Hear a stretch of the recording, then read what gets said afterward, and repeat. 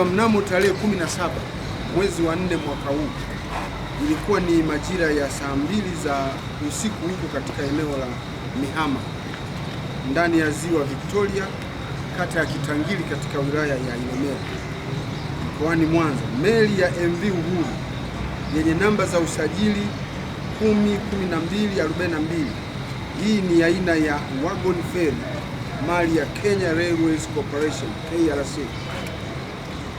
Hii meli ilikuwa ikiongozwa na nahodha ambaye anaitwa Leonard Omolo.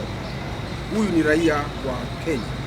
Ilikuwa imebeba makaa ya mawe tani 1200 ikitokea bandari ya Mwanza Kusini kuelekea bandari ya Kisumu nchini Kenya. Iligonga mtumbwi na kupasua.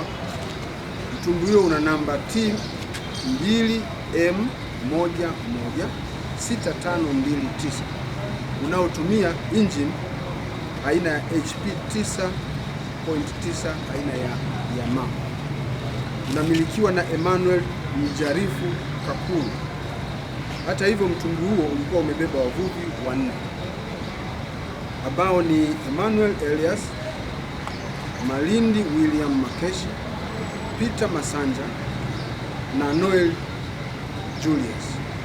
Mara baada ya mtumbwi huo kugongwa, ulipinduka na kusababisha wavuvi hao kuzama maji, ambao wavuvi 2 waliokolewa, na wavuvi 2 ambao ni Noel Julius na Peter Masanja kuzama maji, na tarehe 20 mwezi wa 4 mwaka huu majira ya wakati wa usiku, Peter Masanja aliweza kuokolewa, na jitihada za kumtafuta